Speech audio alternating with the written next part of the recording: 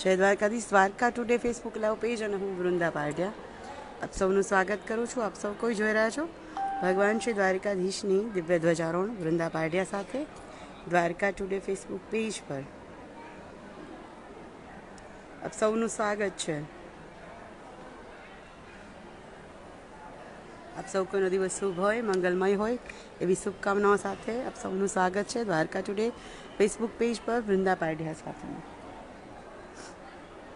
સૌથી પહેલી કોમેન્ટ પરબતસિંહ જાડેજા, જય દ્વારકાધીશ. અર્ચના તિવારી, જય દ્વારકાધીશ. નંદકિશોર પંચાલ, રાજેશ વેકારિયા, અર્ચના તિવારી, જય દ્વારકાધીશ. નિમેશ ચૌહાણ, જય દ્વારકાધીશ. ઇન્દુ પરમાર, ભૂતિકા મિસ્ત્રી, દર્શન પટેલ, જય દ્વારકાધીશ. ધર્મેન્દ્ર ગુચાલા, જય દ્વારકાધીશ. આજની આ ધ્વજારોહણ ગોહેલ પરિવાર દ્વારા, હરેશભાઈ મોહનભાઈ ગોહેલ પરિવાર દ્વારા જે છે આજની ધ્વજારોહણ થઈ રહ્યું છે. તો શરૂઆત કરીએ ભગવાન શ્રી દ્વારકાધીશની દિવ્ય ધ્વજારોહણ 5મો અધ્યાય. અને 5મા અધ્યાયમાં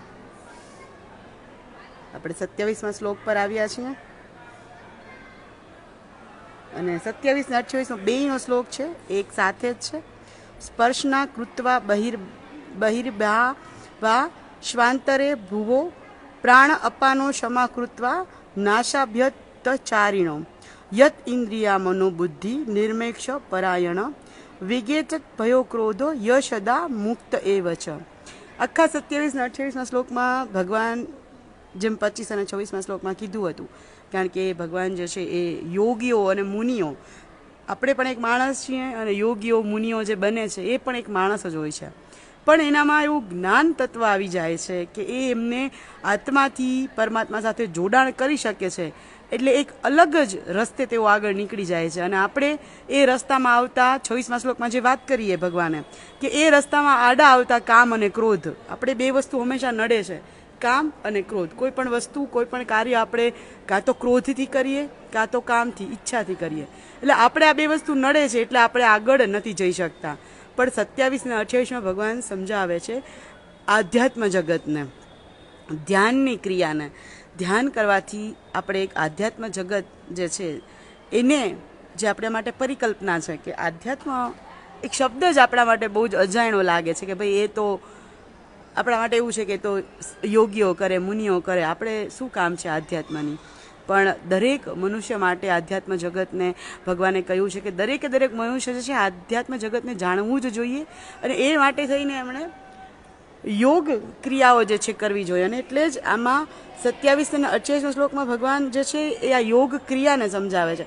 આપણે જનરલી એવું માનીએ છીએ કે આધ્યાત્મ કરવું એટલે કંઈ પણ આંખું બંધ કરીને ધ્યાન બેસી જવું, અને ધ્યાનમાં બેસી જવું એટલે આત્મા સાથે જોડાણ કરવું. પણ ભગવાન અહીંયા સમજાવે છે કે આધ્યાત્મ જગત અને ધ્યાન જે છે એનું પેલું પગથિયું શરીર છે. શરીરથી તમે કંટ્રોલમાં કરી, વશમાં કરી અને પછી તમે આત્મા સુધી જઈ શકો. સૌથી તો પહેલાં તમારે શરીરને જ કંટ્રોલ કરવો પડે. અને એટલા માટે જ આમાં સમજાવે છે કે જે બાહ્ય પદાર્થો છે, જે ઇન્દ્રિયો આપણી છે, એને આપણે સંયમપૂર્વક એને છે વશમાં કરવાની. અને ત્યારબાદ જે છે બે આંખો અને ભ્રમર વચ્ચે અને દ્રષ્ટિ ગોઠવવાની. અને ત્યારબાદ અપાન અને પ્રાણ અને અપાન, જે આપણા બે શ્વાસોચ્છ્વાસ કહેવાય છે, એ પ્રાણ અને અપાન વાયુને આપણે જે છે એ કંટ્રોલ કરવાનો, એના ઉપર ધ્યાન કેન્દ્રિત કરવાનું. આવી રીતે જો તમે ધ્યાન કરશો તો તમે મન અને બુદ્ધિ અને ઇન્દ્રિયોને કબજામાં રાખી શકશો. અને જે રીતે મુનિઓ મોક્ષ પ્રાપ્ત કરે છે, આધ્યાત્મક જગતને જાણવાનો પ્રયત્ન કરે છે, એવી જ રીતે તમે પણ આધ્યાત્મ જગતને જાણી શકો. કારણ કે હવે આખો જ એક વિષય જે છે આત્મસંયમ યોગ આવશે. અને એ આત્મસંયમ યોગ જે છે એ હવે 6ઠ્ઠા અધ્યાયમાં આવશે. બહુ જ સુંદર રીતે ભગવાન આખી જ જે જ્ઞાન છે, આધ્યાત્મ જગતનું જ્ઞાન છે, જે આપણા માટે બહુ જ અલગ જ વસ્તુ છે કે આપણે એ વસ્તુને જાણી જ નથી શકતા, આપણી એટલી બુદ્ધિ નથી, આપણે એટલું જ્ઞાન નથી. એ વસ્તુને ભગવાન ધીરે ધીરે હવે 6ઠ્ઠા અધ્યાયમાં સમજાવશે. આજથી હવે આખું એક અલગ જ ગહન વિષય જે છે શરૂઆત થવાની છે. તો અત્યારે તો ભગવાનને સામાન્ય આપણે ધ્યાન કરવાની, ધ્યાન શું હોય, કઈ રીતે થાય,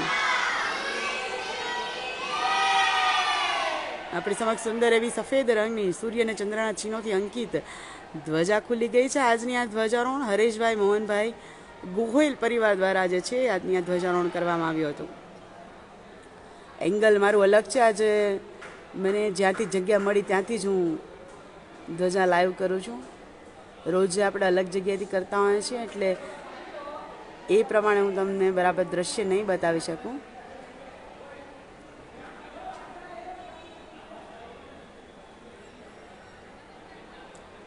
તો આ 27 અને 28 શ્લોકમાં ભગવાન જે છે ધ્યાન કઈ રીતે કરી શકાય, આંખો બંધ કરી બધી જ ઇન્દ્રિયોને શાંત કરી અને બે ભ્રમરની વચ્ચે જે આપણી દ્રષ્ટિ હોય, જનરલી તમે જોતા હશો કે આપણે તિલક જે છે બ્રાહ્મણો તિલક પણ એ જ જગ્યાએ કરતા હોય, કારણ કે જગ્યાનું બહુ જ મહત્વ છે. ત્યાં કહેવાય છે કે જ્ઞાન અને તેજ છે એ દરેક મનુષ્યનું ત્યાં છુપાયેલું હોય છે. એટલે એ જગ્યાએ તિલક કરવાનું પણ એટલે જ મહત્વ છે. આપણે કપાળમાં બરાબર વચ્ચોવચ્ચ તિલક કરતા હોઈએ છીએ તો એનું પણ એટલે જ મહત્વ છે કે એ જે છે એ જ્ઞાન અને તેજનું પ્રતીક છે. એટલે એનું સન્માન માટે આપણે બ્રાહ્મણો જે છે એ ખાસ તિલક કરતા હોઈએ છીએ. મહિલાઓ જે છે ત્યાં હંમેશા ચાંદલો કરતી હોય છે. એટલા માટે જ કે એ જ્ઞાન અને તેજને આપણે માન અને સન્માન આપીએ છીએ. અને ત્યાં આપણે આપણી દ્રષ્ટિ સ્થિર કરવાની છે. દ્રષ્ટિ અને નજરમાં બહુ ફેર છે. આંખોથી આપણે જોઈએ એ નજર, અને આપણે ગુજરાતીનો શબ્દ છે ને દ્રષ્ટિકોણ, કોઈ વાત જે આપણે દેખાઈ રહી છે, જે આપણે દ્રશ્ય જોઈ રહ્યા છે એના વિશે મનોમંથન કરવું, એના વિશે સમજવું, એના વિશે એક તમે મંતવ્ય કરો, એક તમે નિર્ણય ઉપર જાઓ, અથવા તો એ દ્રશ્યને તમે કંઈક વસ્તુ ઉકેલવા માગો, વર્ણન કરો તો એને દ્રષ્ટિ કહેવાય છે. ગુજરાતીમાં જે શબ્દ આવે છે દ્રષ્ટિકોણ, વિશાળ દ્રષ્ટિકોણ રાખવો.